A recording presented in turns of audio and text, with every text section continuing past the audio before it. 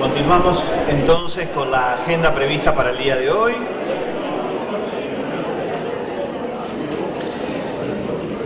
Es un gusto presentar nuevamente a la magíster Flavia Terigi, quien brindará la conferencia de clausura de este congreso. Flavia es licenciada en Ciencias de la Educación por la Universidad de Buenos Aires, profesora para la enseñanza primaria y magíster en Ciencias Sociales con orientación en Educación por la Facultad Latinoamericana de Ciencias Sociales, FLACSO. Es docente regular en la Universidad Nacional de General Sarmiento, donde es investigadora responsable del proyecto La escolarización secundaria de adolescentes y jóvenes, políticas educativas y trayectorias escolares en el conurbano bonaerense. También se desempeña como profesora titular en la Facultad de Filosofía y Letras de la Universidad de Buenos Aires, donde dirige un proyecto sobre el aprendizaje en los plurigrados rurales. Es coordinadora académica del proyecto de investigación de UNICEF Argentina, la educación secundaria en los grandes centros urbanos.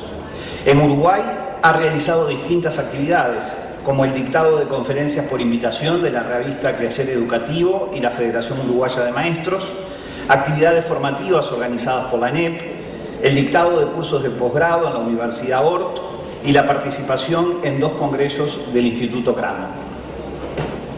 Gracias, buenos días. ¿Cómo están? Recién comentaba que el PowerPoint que vamos a ver enseguida tiene como principal objetivo que las persianas permanezcan cerradas y ustedes no vean el hermoso día que hay afuera, porque si lo ven me van a dejar aquí sola y sería muy triste. Bueno, quiero agradecer una vez más la invitación. Yo sé que es de forma agradecer, pero realmente en este caso quiero hacerlo, como dije ayer, particularmente por la espera y por la paciencia que me han tenido en su momento, que no podía tomar la decisión por motivos casi de fuerza mayor. Y también decir que, como se acaba de comentar, yo vengo con frecuencia a este país que me gusta mucho y que realmente es un gusto estar acá, bajar un tono, bajar un cambio para quien viene de la ciudad de Buenos Aires, como me sucede aquí, y tener la oportunidad de estos espacios reflexivos es algo para agradecer. Yo voy a trabajar con ustedes, si se puede poner ya la presentación. Gracias.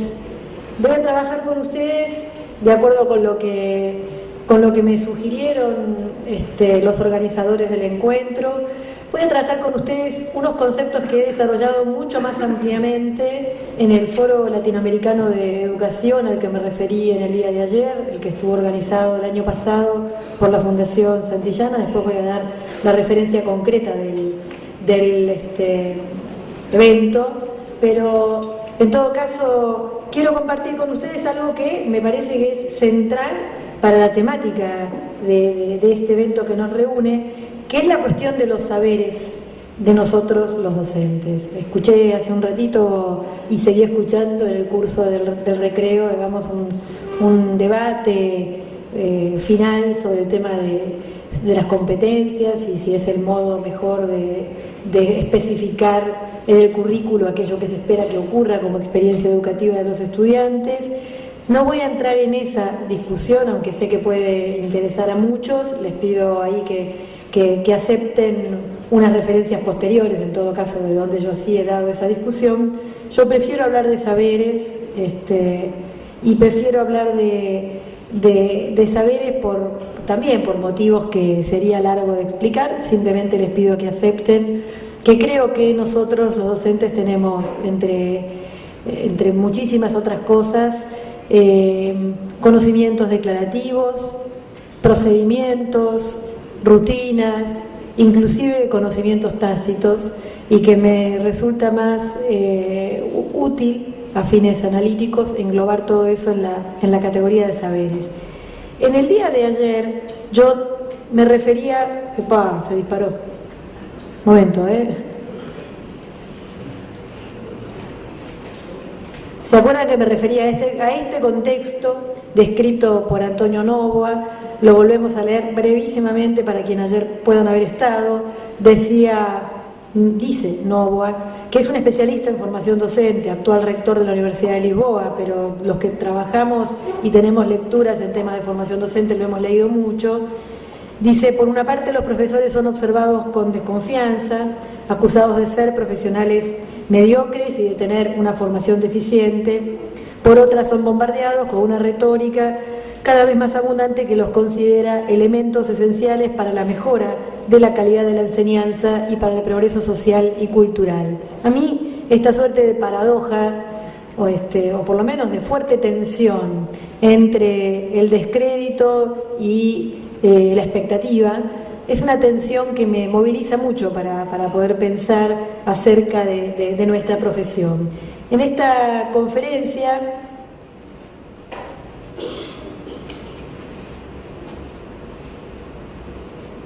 disculpe, hasta que le vuelva a tomar la mano.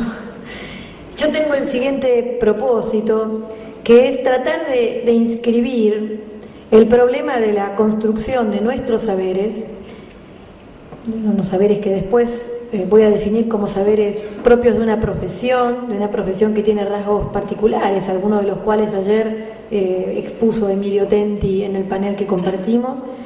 Decía, inscribir el problema de la construcción de estos saberes en su relación con los cambios que están teniendo lugar en las condiciones de funcionamiento de los sistemas escolares. Se viene hablando desde ayer acerca de los cambios que están teniendo lugar en la sociedad, en la cultura y también de los cambios que están teniendo lugar en los sistemas escolares. Nosotros tenemos unos saberes construidos bajo cierta lógica de funcionamiento del sistema escolar y el cambio en las condiciones de funcionamiento del sistema escolar produce tensiones y problemas en la construcción de saberes propios de la docencia como profesión. Para eso primero tenemos que hablar del trabajo docente y de la docencia como profesión, haciendo algunas consideraciones sobre su especificidad. Ayer se destacaban algunos rasgos de esta especificidad.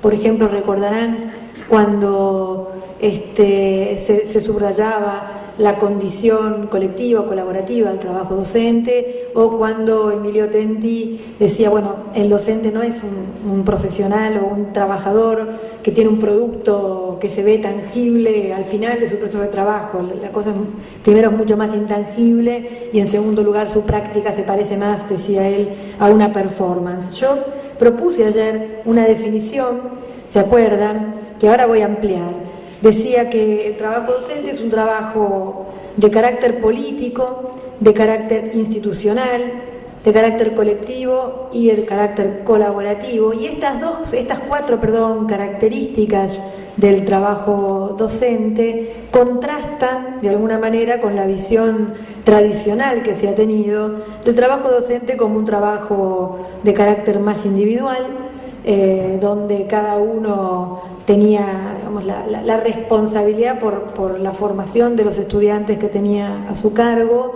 y donde la politización del trabajo era vista casi como algo que había que combatir. Nosotros yo sostengo el carácter político del trabajo docente en el sentido de el aporte que hace la docencia a la transformación de la sociedad o a la conservación del statu quo, de acuerdo con cuáles sean los posicionamientos del colectivo profesional docente, con todas las tensiones internas que este colectivo puede tener. El trabajo docente tiene, entre otras, 4 características sobre las cuales yo estoy en condiciones de hablar con más detenimiento y a las que quiero hacer entonces una referencia. En primer lugar, decir que el trabajo docente hace de los saberes y de la transmisión cultural su contenido sustantivo. Yo sé que se discute mucho qué es el trabajo docente, cuáles son sus funciones principales, en fin, yo quiero proponer que por lo menos desde mi punto de vista el contenido sustantivo del trabajo docente hay que encontrarlo en la transmisión cultural. Y acá estoy usando la palabra transmisión sin ningún sentido reproduccionista o reproductivista. Estoy hablando, como se decía ayer, de que dentro de 100 años ninguno de nosotros va a estar en este planeta, va a haber otros, y esos otros serán sujetos y están siendo sujetos de un trabajo de transmisión que hacemos nosotros en el sistema educativo, una transmisión que tiene algo de pasar el legado y algo de habilitar la transformación. Lo que pasa, y esto tiene que ver con la segunda característica, es que a pesar de que nosotros hacemos de la transmisión cultural el contenido sustantivo de nuestro trabajo, tenemos una relación particular con el saber, una relación que alguna vez yo he definido de la siguiente manera. He dicho, nosotros transmitimos un saber que no producimos. En general sucede así, salvo el profesor investigador y en particular el profesor universitario, que típicamente tiene una relación de producción del saber que transmite. Por ejemplo, yo produzco una parte del saber que estoy transmitiendo aquí, aunque desde luego no todo.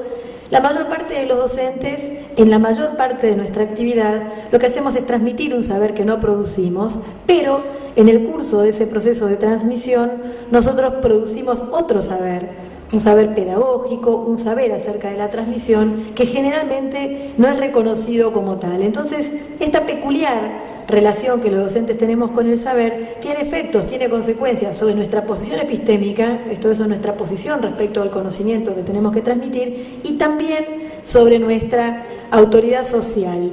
Un matemático francés, Yves Chevallard, muy conocido en el mundo educativo, dice que los profesores se sienten afectados por el desprestigio que los alcanza cuando los expertos, y yo podría decir, entre los expertos podríamos encontrar a quienes elaboran el currículum o quienes tienen a su cargo la formación o la capacitación, cuando los expertos, decía, señalan la desactualización o la obsolescencia de lo que los docentes saben, y se ven afectados también cuando la recuperación del prestigio se liga de maneras excluyentes a la revinculación con el saber sabio. Ustedes vieron que cuando se hace crítica a la escuela y al saber de los docentes, generalmente se hace una crítica que está enfocada a su relación con el saber que transmiten. Y hay mucho menos reconocimiento del saber acerca de la transmisión. Yo quiero sostener aquí la centralidad que tiene el saber de la transmisión como saber profesional docente, y que en todo caso los esfuerzos de reformulación o de reconstitución de la identidad docente tenemos que empezar a buscarlos por el lado de la producción y sistematización de esa clase de saber.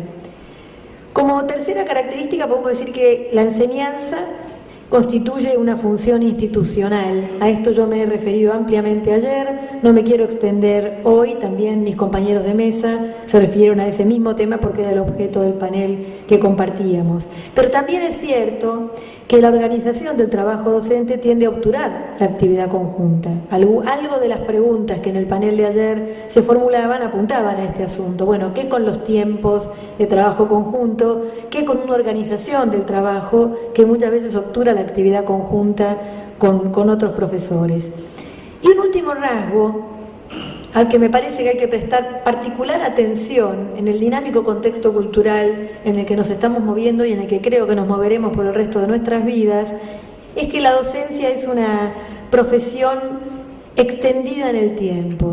Los docentes tenemos extensas trayectorias laborales y es muy difícil pensar que una función que hace de la transmisión cultural su contenido sustantivo y que se va a desarrollar durante varias décadas, no se vea permanentemente interpelada, permanentemente sometida de alguna manera a las preguntas que trae la transformación cultural. José Manuel Esteve, un colega español que falleció hace un par de años, sumamente valioso para mí en sus análisis sobre la profesión docente, él decía, citando a otros autores, que tal vez por primera vez en la historia la sociedad le pide al sistema educativo y por lo tanto a los docentes que formen a los estudiantes para un mundo que no conocen. ¿Sí?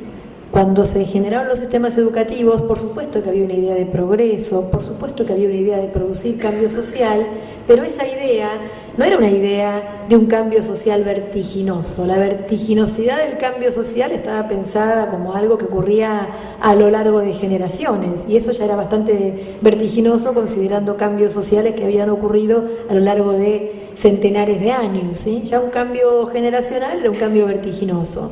Nosotros estamos en una situación muy distinta de aquella del sistema educativo de fines del siglo XIX, inclusive de buena parte del siglo XX. Estamos preparando a los niños, a los adolescentes, a los jóvenes para un mundo que no hemos vivido, que tal vez no viviremos y que no podemos decir a ciencia cierta cómo será. Hay muchas personas que se dedican a analizar, a hacer perspectiva respecto de cómo viene el mundo, digamos, y hacia dónde va.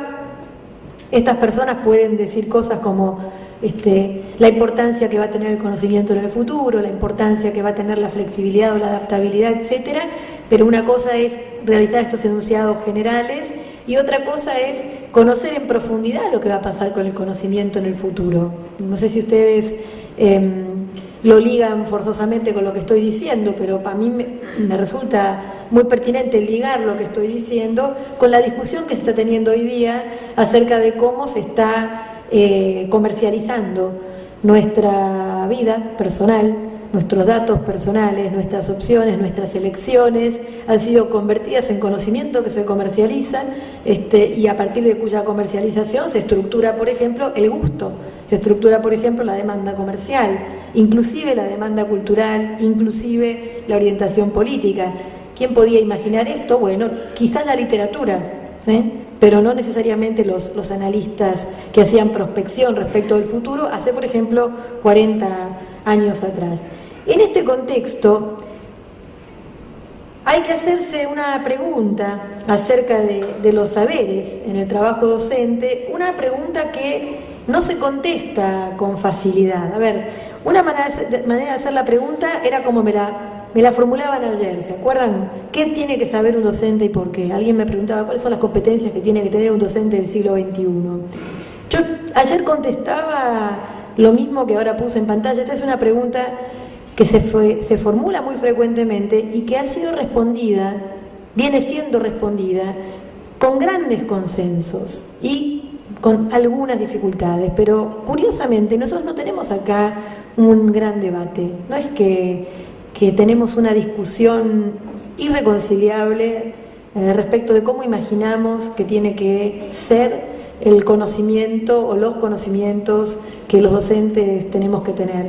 Yo hice un ejercicio para el foro del año pasado de revisar varios autores que habían hecho un planteamiento o que se dedican a hacer planteamientos comprensivos y de conjunto acerca de la profesión y de la formación para la profesión docente, y lo que hice luego de hacer esa revisión, esto ya no estaba en el momento del foro, disculpen, espero que se vea un poco lo que de todos modos voy a leer.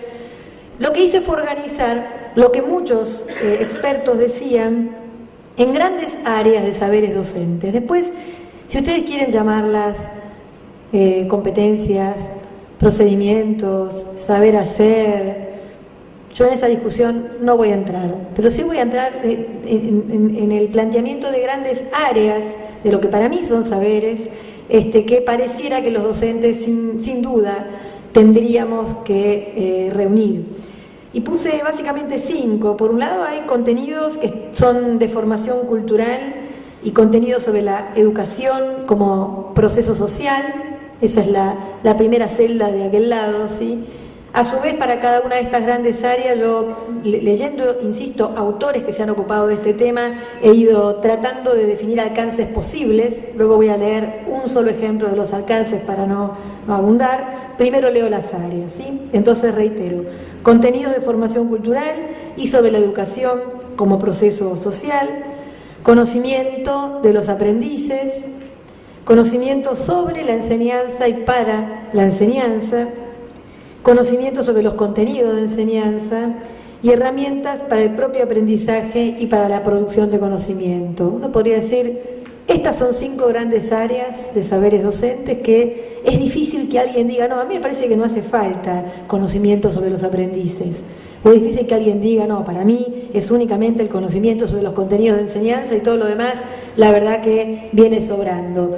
Es difícil que lo diga, aunque quizás lo piense, digamos, ¿no? Pero digo, es difícil que lo diga porque la discusión acumulada ya a esta altura sobre lo que los docentes deberíamos saber es una discusión lo suficientemente compleja y compartida como para que tengamos una coincidencia bastante grande en estas áreas de conocimiento. Y cuando empezamos a desarmar estas áreas en el sentido de estudiar sus alcances posibles, tomo solamente como ejemplo los alcances de la primera de las áreas y después quedará el power para que ustedes en todo caso, si tienen ganas, hagan un seguimiento más profundo. ¿Qué alcances tiene, por ejemplo, la formación cultural y la formación sobre la educación como proceso social? Podemos decir conocimiento de los fines, propósitos y valores educacionales, conocimiento de los contextos educativos, y esto abarca desde el modo como trabajan los grupos o las aulas,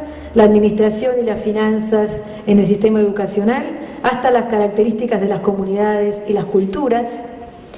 Formación pedagógica general que vehiculiza el saber propio de los docentes como grupo profesional. Formación cultural que capacite para una comprensión crítica de los cambios socioculturales. Tenemos un ejemplo de cómo abrir el alcance de una de las áreas de conocimiento. Podríamos hacer lo propio con cada una de ellas. Por razones de tiempo, ahora no lo vamos a hacer, pero insisto, la cosa queda para ser leída.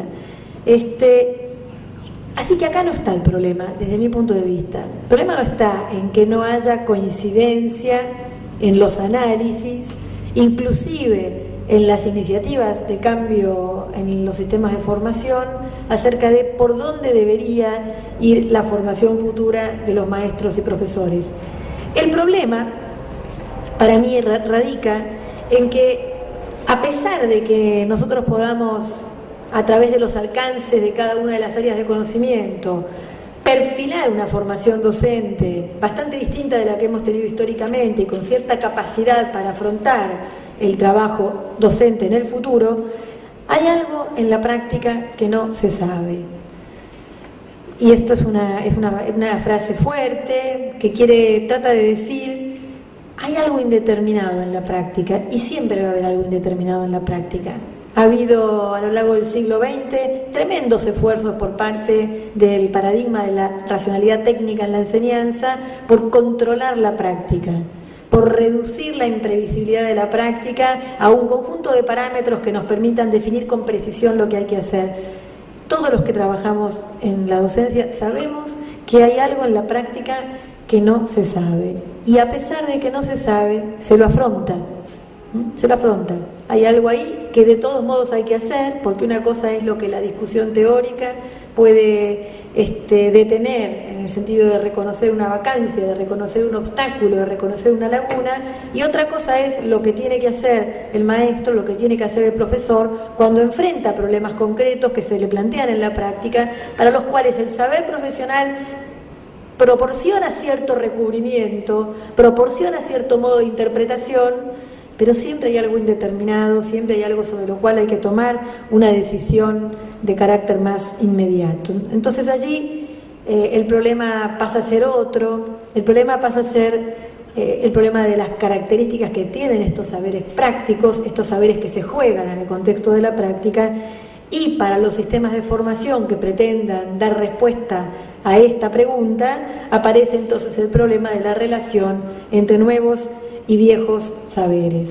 Hace muchos años, en el año 97, mi colega Gabriela Dicker y yo, en un libro muy viejito ya, que se llamaba La formación de maestros y profesores, Hoja de Ruta, fue conocido como Hoja de Ruta. Hoy había que ponerle, hacíamos el chiste hace un tiempo con Gabriela, hoy había que ponerle un nombre un poco más actualizado, porque hojas de ruta es de cuando uno exploraba un territorio con un mapa, digamos, ¿no? Hoy la exploración de los territorios es un poco distinta, pero ahí formulábamos esta pregunta: ¿cuál es el tipo de conocimiento que permite a un docente formarse un cierto enfoque de la situación, que siempre será singular? ¿Cuál es el tipo de conocimiento que le permitirá actualizar las alternativas probadas de que dispone en el arsenal de su conocimiento pedagógico didáctico, que le permitirá generar las adecuaciones del caso, inclusive producir alternativas nuevas para intervenir con razonable expectativa de pertinencia? ¿Qué tipo de saberes permiten todo esto? ¿Qué intervenciones formativas facilitarían además la construcción de estos saberes? Y yo sobre esto solo tengo tres certezas que van más por el lado de lo que no que por el lado de lo que sí. Por el lado de lo que no es suficiente con un enfoque racionalista de los saberes docentes, una comprensión compleja y situacional del contexto de actuación, va tras mano de la idea del enfoque racionalista. También, y curiosamente, porque suele contraponerse como si fuera el otro enfoque, si no es el racionalista es el reflexivo, digo, tampoco es suficiente un enfoque reflexivo de la práctica. Las interpretaciones más literales del programa reflexivo parecen creer que las prácticas se reacomodan por la revisión reflexiva que nosotros podemos hacer, y la verdad que el análisis de los saberes de los docentes y de la relación de estos saberes con la práctica muestra que nosotros muchas veces formulamos la práctica en unos términos que son inconsistentes con lo que hacemos. Más bien hacemos las cosas de cierto modo y cuando las tenemos que formular en un contexto de reflexividad, sí, la formulamos de una manera que está muy bien, pero que no se condice en el punto a punto con lo que efectivamente somos capaces de hacer. Necesitamos reflexión, sí, pero evidentemente ahí hay algo que no alcanza. Como tampoco alcanza, y esta es quizás la tercera certeza, un enfoque enteramente cognoscitivo del problema de los saberes docentes, un enfoque que piense que se trata de trabajar en el plano intelectual exclusivamente la construcción de los saberes.